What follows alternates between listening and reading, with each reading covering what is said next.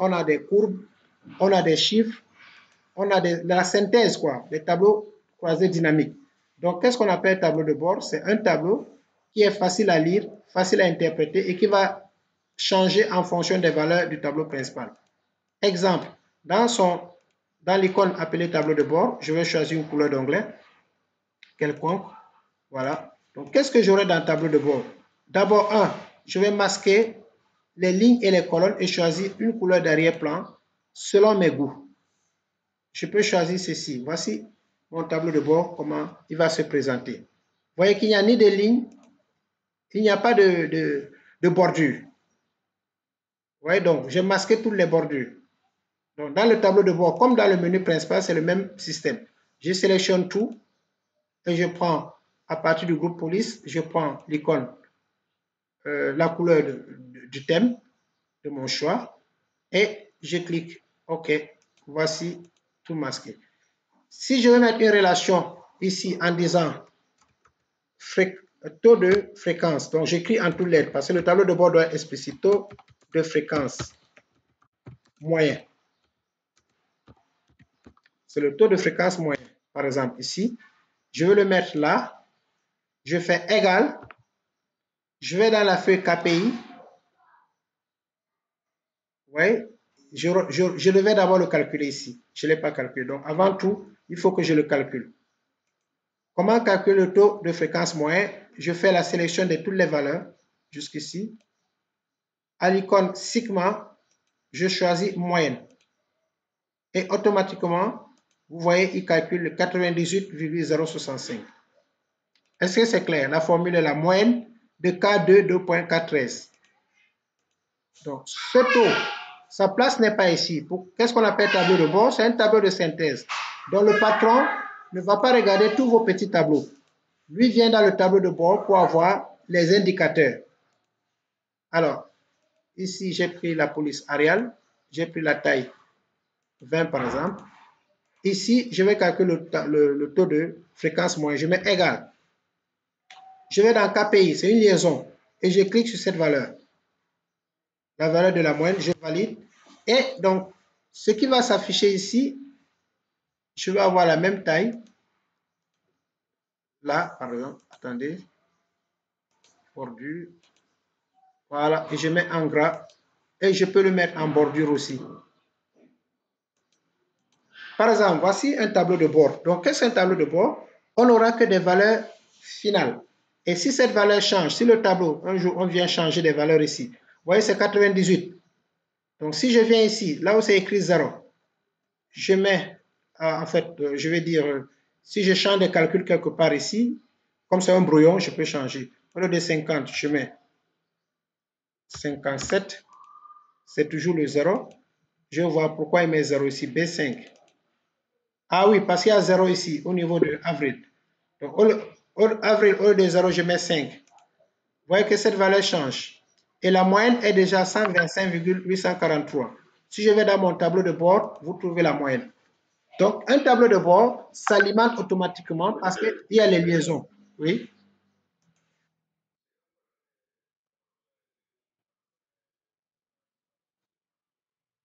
OK. Total employé. Vous voyez total employé. Ici. Total employé, oui, par mois. Je vais répondre à la question du monsieur, oui. Est-ce qu'on peut suivre un peu? Il a posé une question, oui. Oui? Oui, vous avez une question aussi? C'est l'enregistrement est lancé depuis. Oui, si je dis que l'enregistrement a été lancé, parce que c'est important ce que je fais là, et vous devez le faire pour chacun, en fait, pour avoir un bon travail. Vous pouvez rendre un document vierge, hein? Je vais prendre acte, mais pour avoir un bon travail, il faut faire la plupart des choses que je suis en train de faire. Donc, il veut savoir comment je fais la liaison. Je vais le faire dans total employé. C'est-à-dire, par mois, on a 50. 50. Quel est le total général pour toute l'année? Oui, pour le mois de janvier, on a mis l'effectif. Pour le mois de février, on a mis l'effectif. Quel est l'effectif moyen? Quel est l'effectif moyen? Donc, si je veux calculer, ça ne peut pas être 50 passé en 57. Parce qu'on est en statistique. Si c'était 50, ça allait être 57. Ça allait être 50. Mais vous voyez, le 57 là, c'est un grand influenceur. Il va pas donner la moyenne de 50. Celui qui trouve la moyenne de 50 ici, c'est faux. Voilà pourquoi Excel est très fin en statistique. Attention, parce qu'il y a un 57. Donc, c'est un bon exemple. Vous allez voir la suite. Donc, si nous voulons calculer l'effectif moyen, on fait sigma et on prend moyenne. Il encadre toute la cellule. Je valide.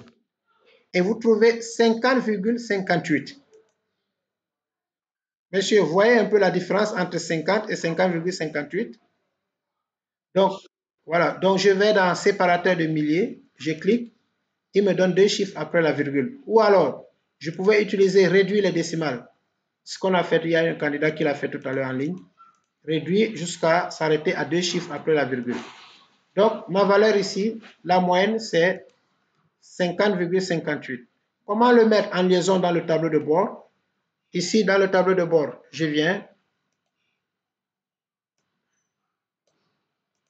Alors, je vais pas, il ne faut pas que ce soit trop proche. Ici, j'écris effectif moyen.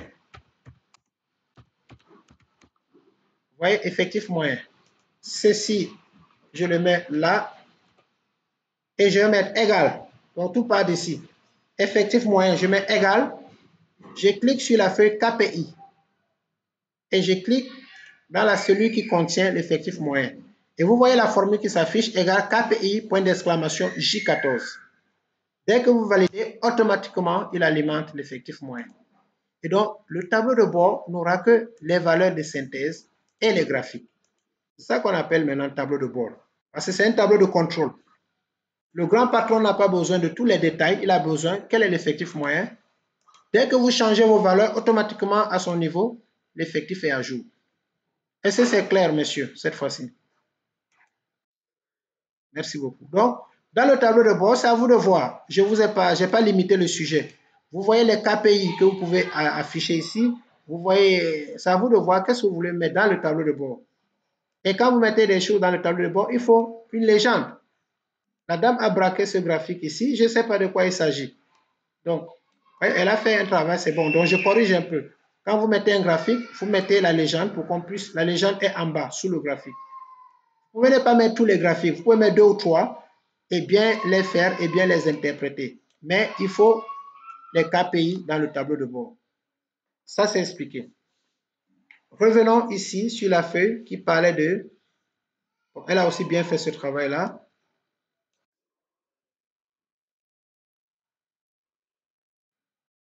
Ici, c'est ça l'effectif moyen. C'est la somme des valeurs divisée par le nombre ou bien la fonction moyenne. Regardez ma formule. Égale moyenne de J2 à J13.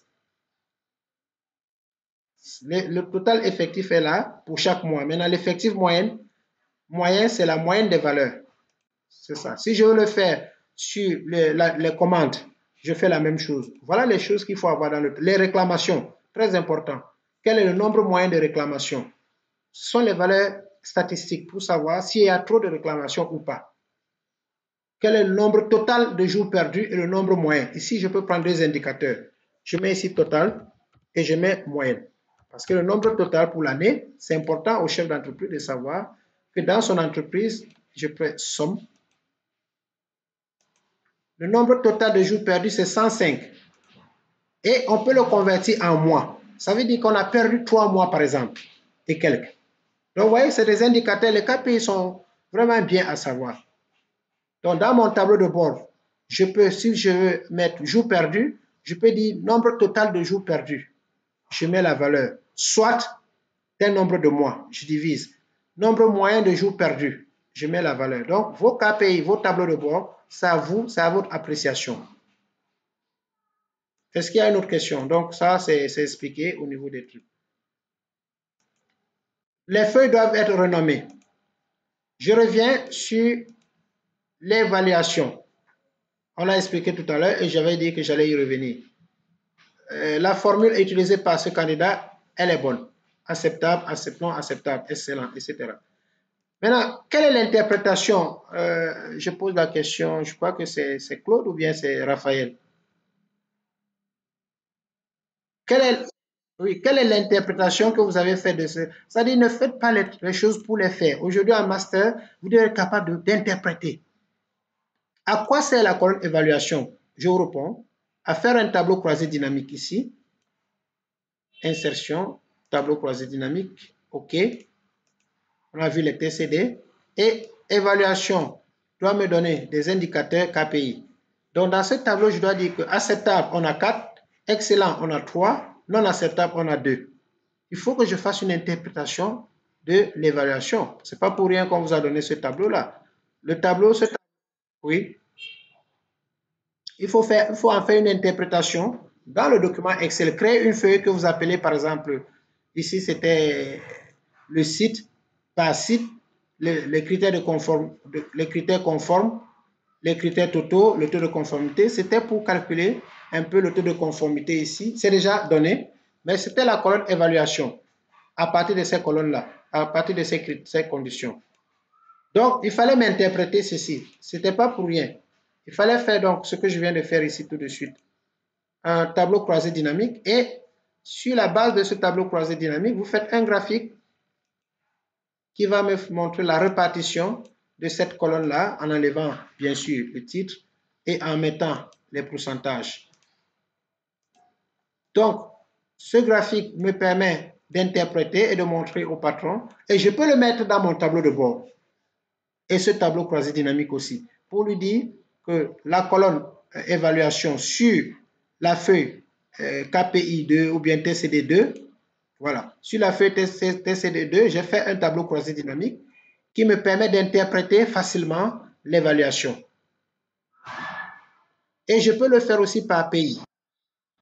À Dakar, à Cotonou, etc. Ça dépend de vos tableaux croisés dynamiques. Je n'ai pas donné de limites. Donc, je disais tout à l'heure que dans le document Word, c'est les formules. Mais c'est vous, en fonction de l'activité, parce que ceci concerne votre domaine, c'est à vous de sortir l'originalité et de faire des recherches. Parce qu'il y a l'étude de l'art qu'il faut faire.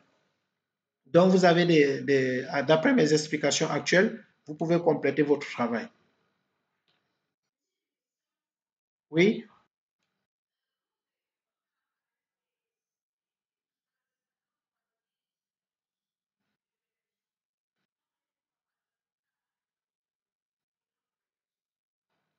Ah, le nombre. Qu'est-ce que j'ai fait? Je reprends ce que j'ai fait. Lorsque vous avez le tableau croisé dynamique, lorsque vous cliquez sur le tableau croisé dynamique, à droite complètement, vous avez axe, valeur, légende, filtre. Dans axe, vous prenez le champ évaluation, vous le déposez dans axe. Et quand vous le déposez, vous voyez à gauche, vous voyez mon écran, il met les modalités qui sont dans l'évaluation. Vous reprenez le mot évaluation, le champ, vous le déposez dans sigma des valeurs, somme des valeurs. Automatiquement, il vous donne la colonne nombre d'évaluation.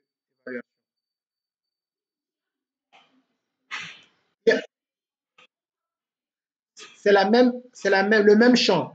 Le champ évaluation, on le place à gauche et à droite. C'est le champ évaluation. Quand vous avez sélectionné la colonne évaluation, vous aurez un seul champ qui s'appelle évaluation. Vous le déposez sur axe, catégorie, et vous le déposez sur sigma de valeurs. Et vous avez ce tableau de synthèse qu'on appelle un TCD. Comment? Ok, merci. Et donc, ça, c'est à mettre dans le tableau de bord. Le tableau, ce petit tableau-là, regardez ce que je vais faire. Je prends juste cette partie, je fais CTRL-C, je vais dans le tableau de bord. Parce que le tableau de bord, c'est quelque chose qui doit regrouper la synthèse de mon étude. Vous voyez, il est là. Et là, je mets un titre pour dire, je mets un titre du tableau.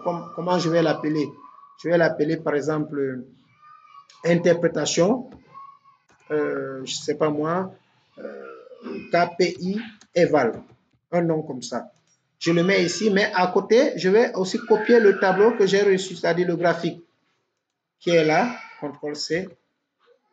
Donc, un tableau de bord doit avoir des choses très explicites et simples, telles que dès qu'on modifie le tableau principal, automatiquement, ces éléments sont modifiés aussi.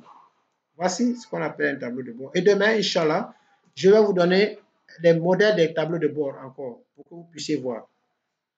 Terminons, s'il vous plaît, par le menu principal. Quel est le rôle du menu principal?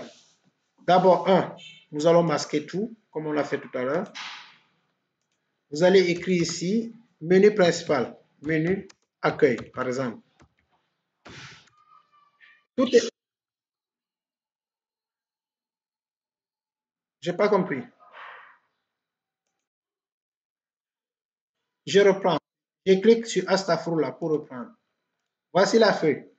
Je l'ai dit tout à l'heure, vous n'étiez pas peut-être connecté. Quand je le faisais sur tableau de bord, je l'ai expliqué. Donc, sur le menu principal, A, il faut sélectionner toute la feuille avec cette icône-là, juste avant A et avant 1. Vous sélectionnez. Si tout est sélectionné, il faut juste choisir les couleurs de remplissage. Une couleur de votre choix. Et automatiquement, on masque les lignes et les colonnes. On masque les bordures.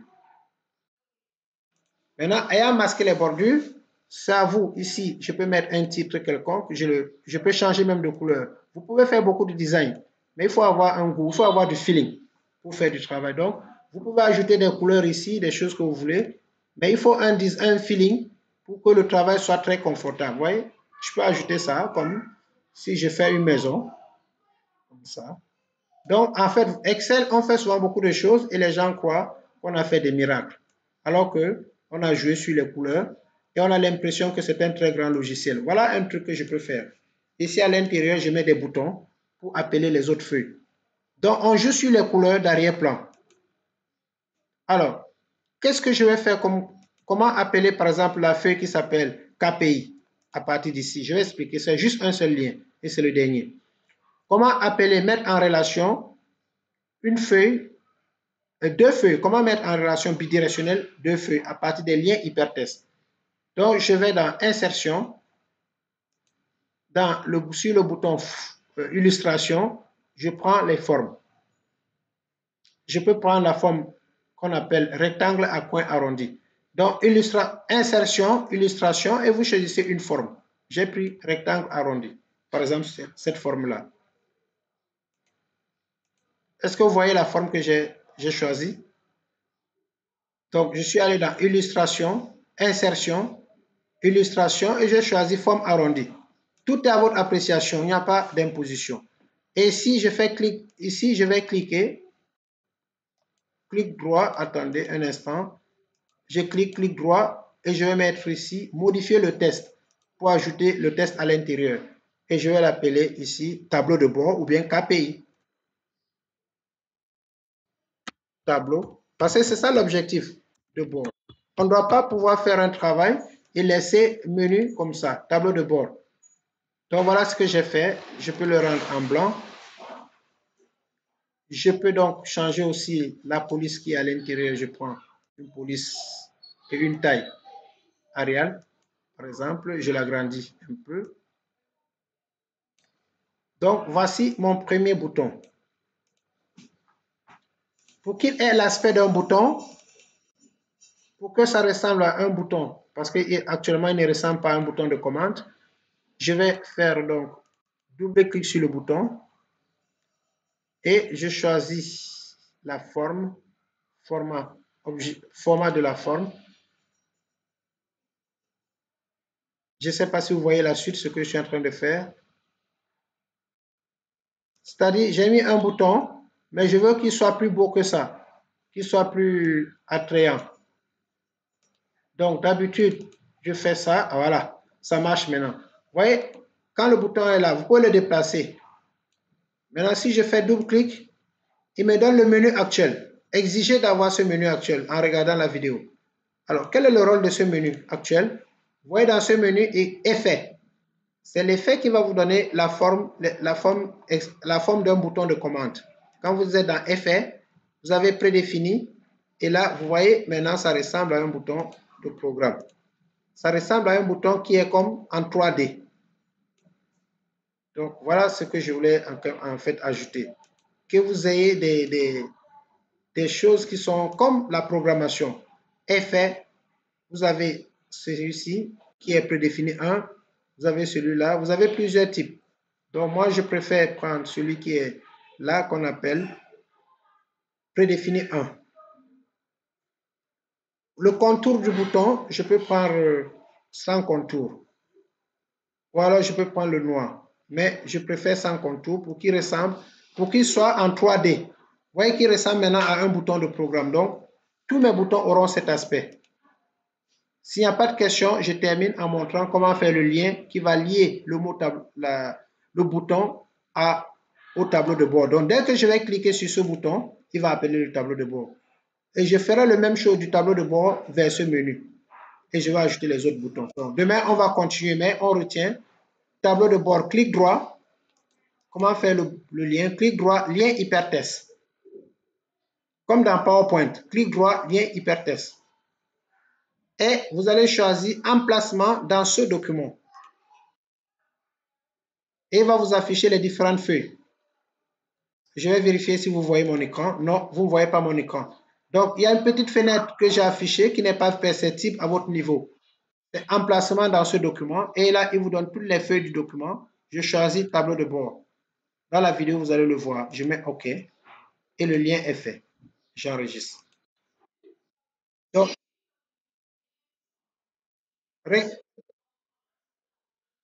oui, regardez si je clique, qu'est-ce que vous voyez? Vous voyez que la machine est partie dans une autre feuille, non? Vous ne voyez pas?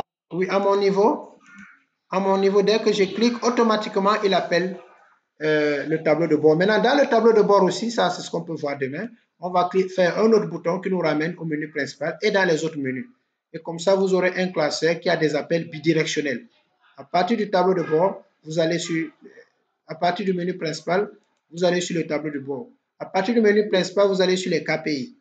À partir du menu principal, ainsi de suite. Et sur chaque écran maintenant, sur chaque feuille, vous pouvez aller au menu principal et naviguer dans les autres feuilles, ce qu'on appelle les feuilles qui s'appellent en cascade.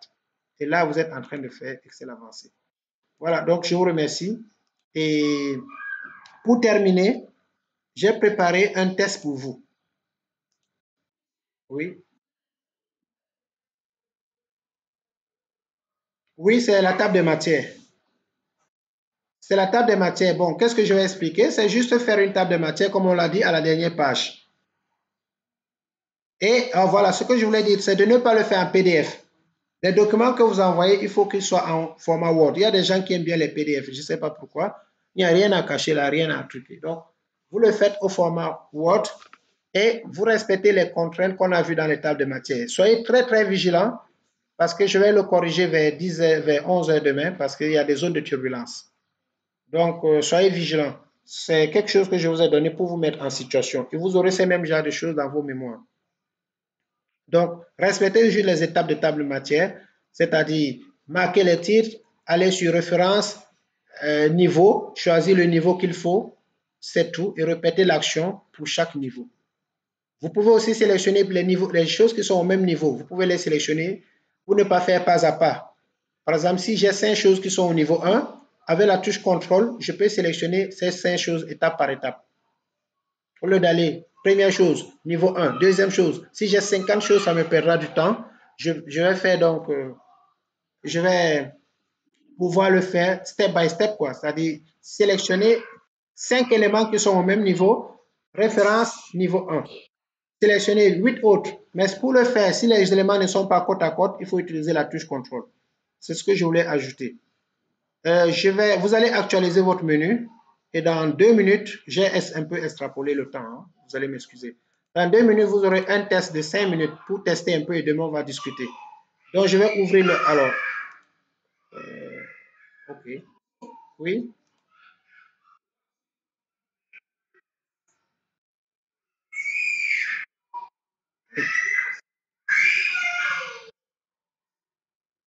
Demain, on va en discuter. Rappelez-moi ça demain, Inch'Allah. Le temps faisant défaut.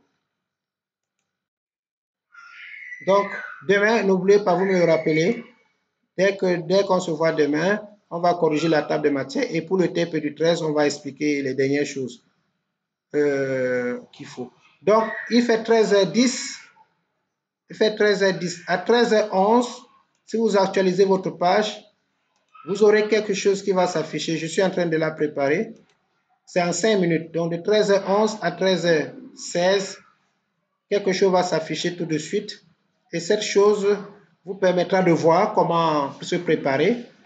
Et au dernier cours, si tout le monde ne peut pas passer en oral, c'est ce que je ferai pour vous évaluer de manière réelle. Alors, maintenant, le test est ouvert. Vérifiez. Attendez un instant. Affiché. OK. Actualisez votre menu. Vous allez me dire ce que vous voyez. Et vous commencez le boulot. Vous le trouvez dans la partie ressources QCM téléchargement. Alors, je vais partager mon écran. Voilà, tout le monde doit... Le test est lancé, hein, c'est 5 minutes. Dès que vous finissez, la machine vous donne votre note tout de suite. Mais c'est un test pour jouer, hein, c'est pour jouer, c'est pas à compter. C'est pour permettre aux gens de comprendre comment la plateforme fonctionne. Je peux vous donner un bonus, mais c'est pas, il ne faut pas dire que j'ai eu 20, alors le prof ne m'a pas donné mes 20. C'est pour tester et après, on va voir si vous pourrez être évalué comme ça.